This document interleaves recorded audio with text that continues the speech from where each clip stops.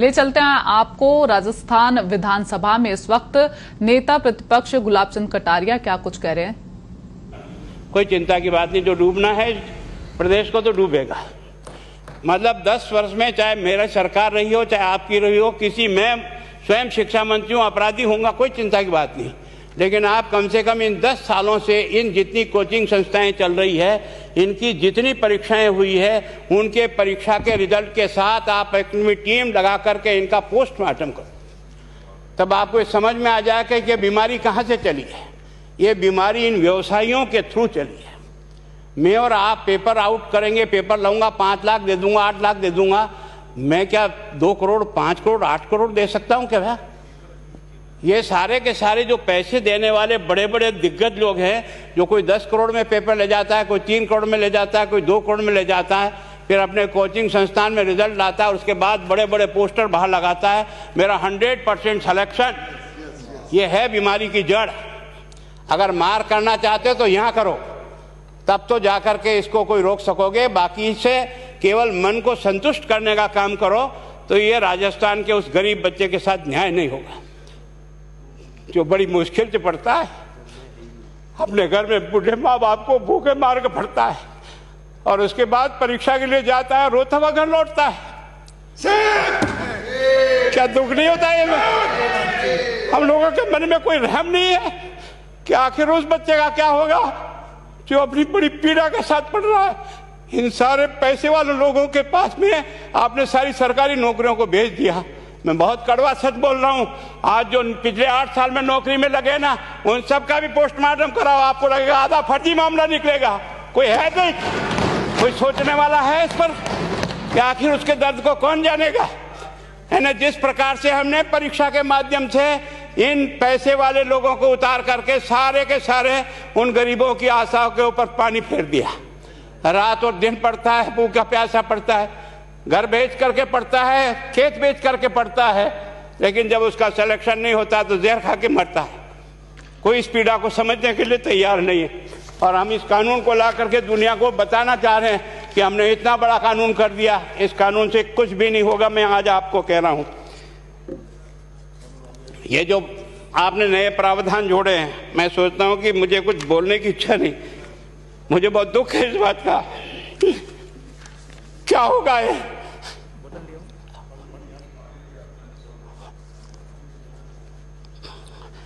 किस तरह की गैंग पालनी है हमने? पानी पिला दो, है ना। मैं उस दिन भी पूछा था कि मैंने कहा ये शिक्षा संकुल पे है, जिन लोगों को ड्यूटी पे लगाया, इसको लगाने वाला दोषी कौन है, जिसके कारण से पेपर जो है ना काट करके निकाल दिया। ये तो ठीक है, भाग्य हमारा अच्छा था कि सवाई माधोपुर की घटना छूट गई और एसओजी को उसमें हाथ में लग करके कुछ केस लग गया। अगर वो केस नहीं लगता तो आज आपकी सारी नौकरी पर इन सब बड़े बड़े दलालों के स्कूल में पढ़ने वाले बच्चे होते और मेरा गरीब का बच्चा अपना घर लौट के जाता। क्या दुर्भाग्य है। और इस कारण से केवल इसके लिए खुश मत हो जाओ कि हमने कानून बहुत सख्त बना दिया इसलिए अपराधी रुक जाएगा। नहीं, सिस्टम को बदलना होगा, ये परीक्षा का सिस्टम चेंज करना होगा। मैं सोचता हूं कि क्या हम इतने अक्लमंद बैठे हैं, क्या इस व्यवस्था को चेंज नहीं कर सकते? क्या एक ही पेपर हर राजस्थान में 20 लाख बच्चों को दिया जाए? क्या इसका कोई ऑल्टरनेट नहीं हो सकता? इसका ऑल्टरनेट सोचना चाहिए कि हम परीक्षा को टुकड़े टुकड़ों में कैसे कर सकते हैं। जिले के अनुसार पेपर नहीं, एक नहीं हम 25 पेपर बना सकते हैं। कौन से सेंटर पर कौन सा पेपर जाएगा कोई तय नहीं करेगा कौन सा जाएगा, और हम जो इच्छा होगी उस सेंटर पे वो पेपर भेजेंगे। और ये जितने भी प्राइवेट कॉलेजों में आपने सेंटर बना रखे उनको बंद करो, इनको तुरंत बंद करिए एक ऑर्डर से। जितने भी सरकारी विद्यालय है और सरकारी नौकर ही एग्जामिनर बनेगा और एग्जामिनेशन करेगा, तब तो आप इसको बचा पाओगे। ताकि आप और मैं कितने भी कानून बदल कर दें, आपका वो जांच करेगा, आपका वो अधिकारी आएगा। आपने कहा भाई सेशन जज के नीचे नियुक्ति नहीं होगी, इसके अलग से कोर्ट होगा, बहुत अच्छी बात है। प्रोविजन जो आपने डाले हैं वो स्वागत योग्य, स्वागत करता हूं, पर इन प्रोविजन को लागू तो आप और मैं ही करूंगा, कौन करेगा? जब हम ही ठीक नहीं है तो इन प्रोविजन क्या रोएंगे अंदर बैठे बैठे? जब तक हमारा दिल और दिमाग ठीक नहीं होगा ना, इस बीमारी का इलाज नहीं होगा। हमने शिक्षा के मंदिर को भ्रष्टाचार की भट्टी में जलाकर खाक कर दिया। दुर्भाग्य हमारा, जहां से कोई आशा की किरण दिखती थी उस गरीब को कि चलो मैं अपनी मेहनत से आगे बढ़ जाऊंगा, लेकिन अब वो निराशा में आ गया। उसको लगा कि अब कोई रास्ता नहीं है। और इस कारण से मैं सोचता हूं कि आप जिस भावना से लाया, मैं आपकी भावना की इज्जत करता हूं, लेकिन केवल आपकी भावना इन बेईमानों को नहीं रोक सकेगी।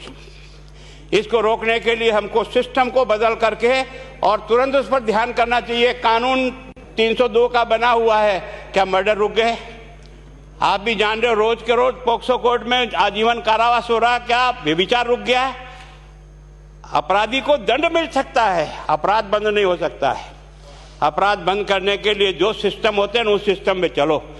एकमात्र इस देश में भ्रष्टाचार की भट्टी में देश जल रहा था, केवल और केवल एक तरह से प्रत्येक व्यक्ति का खाता खुलवाकर देश के प्रधानमंत्री में सारा का सारा बेनिफिट उसका सीधा खाते में डाला। बेईमानों को चोट लगी नहीं लगी, उस तरफ अपना दिमाग बचाओ, उस तरफ अपना दिमाग लगाओ। किस बीमारी का इलाज कहाँ है और कैसे हो, इस बारे में चिंता करने की कोशिश करो। मैं कई बार इधर सीकर और इधर गया तो मैं सोचता हूँ कोचिंग संस्थान की बिल्डिंग देंगे ना तो टोपी गिर जाए नीचे से। क्या चीज़ है यार, भगवान ने क्या लक्ष्मी वहीं बरसाई है। और जो बाकी संस्थाएं, उसका कारण यह है कि हमने अपनी दुकान को इतनी कमज़ोर कर दी है कि जहाँ बच्चे अच्छी तरह से शिक्षा लेकर के हम जैसे गरीब पढ़ करके यहाँ आ गए, अब वो रास्ते नहीं हैं। और इस कारण से मेरी बहुत विनम्र प्रार्थना है, इस बीमारी का इलाज चाहिए बच्चे को, कानून से नहीं होगा, कानून के अलावा होगा, और उसमें आप करें। धन्यवाद। Thank you. माननीय मंत्री महोदय।